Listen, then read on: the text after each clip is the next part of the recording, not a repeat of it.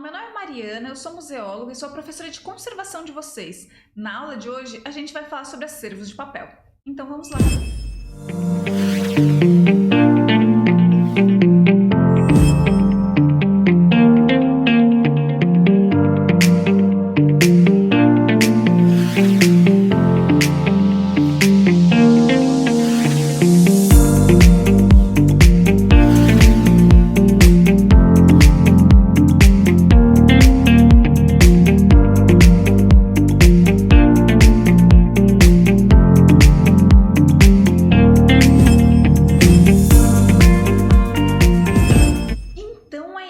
Hoje a gente vai dar continuidade aqui nas nossas aulas sobre tipologias de acervo. A gente já falou sobre metais, a gente já falou sobre madeira, a gente já falou sobre cerâmica e vidro e hoje a gente vai falar sobre acervos de papel. Acervos de papel, assim como os outros que a gente foi comentando, são acervos encontrados em diversos tipos de material e em diversas instituições, como arquivos, bibliotecas e museus, por exemplo. Quando a gente pensa em acervos de papel, a gente pode estar falando de gravuras, a gente pode estar falando de aquarelas, a gente pode estar falando de livros, a gente pode estar falando de documentos públicos ou de documentos privados. Enfim, é uma gama enorme. E se a gente pensar além do tipo de objeto, no tipo de material, a gente vai ter diversos tipos de papel também que acabam sendo trabalhados. A gente tem papel de jornal, a gente tem papel canson, a gente tem papel sulfite, a gente tem papelão, papel cartão, enfim, muitos tipos de papel que vão ter tratamentos diferentes. Para cada tipo de papel, para cada tipo de acervo, a gente vai ter um cuidado especial ao lidar com eles. Quando a gente pensa em acervos de papel, a gente está pensando em acervos extremamente frágeis e delicados em sua maior parte das vezes. A gente comentou nas outras aulas que alguns materiais são mais ou menos suscetíveis aos agentes físicos, ou seja, a umidade, temperatura e a luminosidade. Quando a gente pensa em papel, a gente está pensando em um daqueles que mais sofre com essa situação toda.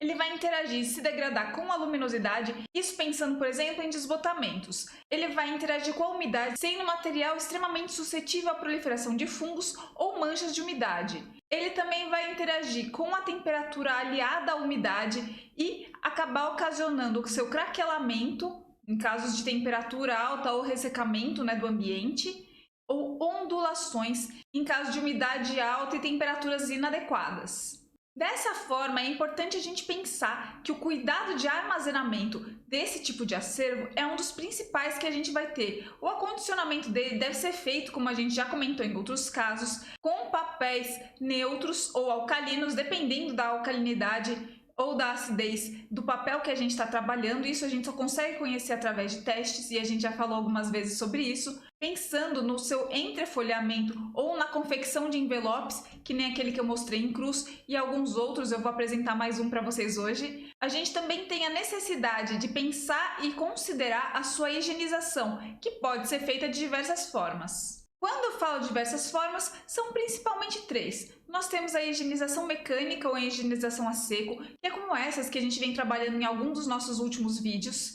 A gente tem a higienização semi-úmida e a gente tem a higienização úmida, pensando em banhos. A higienização a seco normalmente é realizada com trinchas, com escovas, com isopos secos. A higienização semi-úmida vai utilizar borrifadores, pensando em soluções alcalinas, pensando em álcool isopropílico ou álcool absoluto, que vai acabar sendo borrifado estrategicamente em alguns espaços do nosso acervo, porque às vezes a gente não pode realizar um banho, há algum manuscrito, há algum desenho que é solúvel em água e que pode acabar sendo prejudicado. E a gente tem os banhos, que normalmente são feitos com 3 bacias, uma com água quente, uma com a solução alcalina e uma com água fria. E depois é feita a secagem deles em espaços para secagem ou máquinas para secagem de acervos em papel. É claro que a higienização úmida e a higienização semi-úmida é melhor ser deixada para os restauradores e conservadores mais experientes, porque se a gente fizer algo errado, a gente acaba danificando permanentemente o nosso acervo e não é isso que a gente quer. Já a higienização mecânica ela pode ser feita mais livremente, pensando num trabalho delicado com trinchas e isopos. A higienização ela também pode ser feita até mesmo se a gente utilizar aspiradores com o bucal coberto. Isso vai depender da estrutura do material que a gente está trabalhando. E é claro, a gente não vai utilizar uma potência alta de aspirador se o nosso material é frágil. A gente vai sempre acabar dosando isso.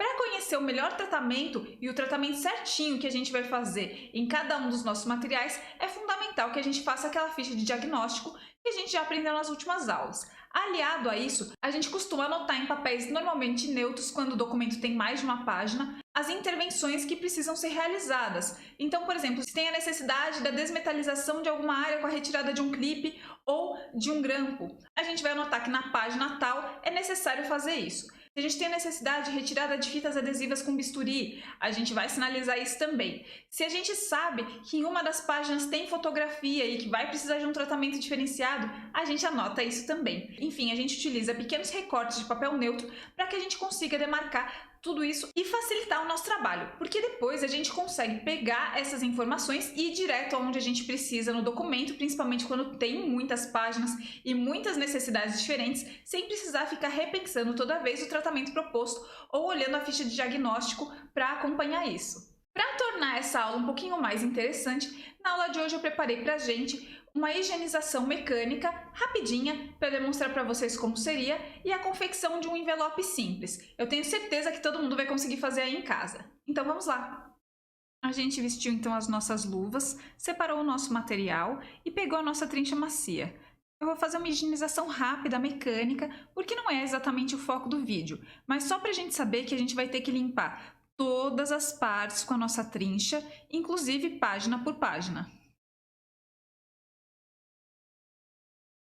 Terminada essa etapa de limpeza, eu separei aqui uma superfície de corte. Eu fiz isso para não ter problema aí com a nossa mesa, nem com a superfície que está embaixo, que é para higienização, muito diferente. Separei a nossa folha, que vai servir como base para o nosso envelope, um lápis. Posicionei o nosso documento corretamente no centro da folha. Aqui eu utilizei folha de sulfite normal, dessas que a gente tem em casa. Mas sempre que a gente for trabalhar com acervos de papel, o ideal é que a gente consiga utilizar o papel neutro para não interferir na acidez, conforme a gente já falou antes. Separei aqui uma régua e comecei a tirar as medidas do nosso documento. Anotei no nosso bloquinho.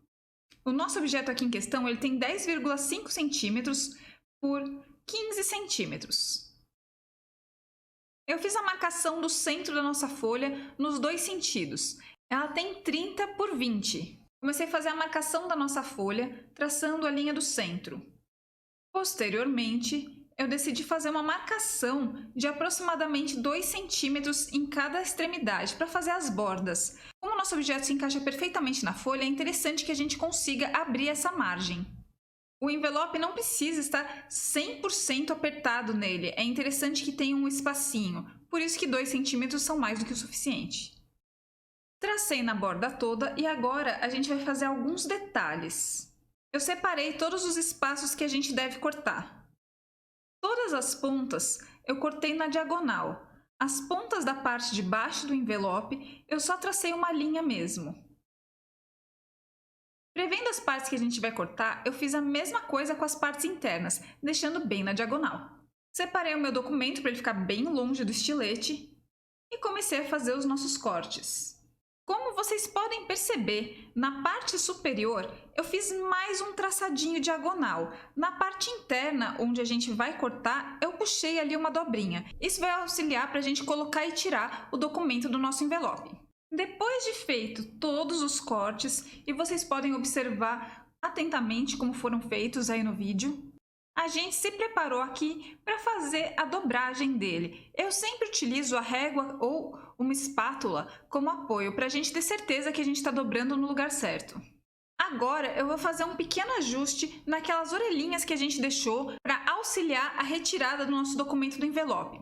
Além disso, eu decidi deixar uma pequena margem para a gente conseguir fazer uma dobra mais espessa na parte interna do envelope, como vocês vão ver. Como o nosso documento tem uma espessura somente de meio centímetro, vai ser muito simples, eu vou utilizar exatamente essa medida como nosso apoio aqui. Nada mais será do que traçar uma pequena linha para a gente fazer a dobra na parte que não tem as bordas. Essa margem para dobrar, ela pode ser um pouco maior dependendo da espessura do nosso objeto. Se a gente estiver falando de um livro, pode ter 1 ou 2 centímetros. Às vezes até mais. Utilizei novamente a régua para me auxiliar na dobragem. Vocês podem ver que ficou bem certinho o nosso envelope e vou fazer o primeiro teste com o nosso documento dentro dele. Verifiquei aqui que serviu perfeitamente, mas que é necessário a gente fazer um vinco um pouquinho mais forte. O vinco é essa dobra que a gente faz, então eu vou utilizar a régua para me ajudar nisso. Vou passar com um pouquinho mais de força a régua nessas dobraduras. Agora, já mais vincado, vou encaixar novamente o nosso objeto. Coloquei, fiz a dobra e pronto, ele está bem perfeitinho. Vocês podem ver que o nosso documento fica super bem acondicionado dentro do envelope. E claro, a gente não precisa e não deve usar nenhum tipo de fita adesiva ou cola. Espero que vocês tenham gostado da aula de hoje. A gente se fala muito em breve. Até a próxima. Tchau, tchau!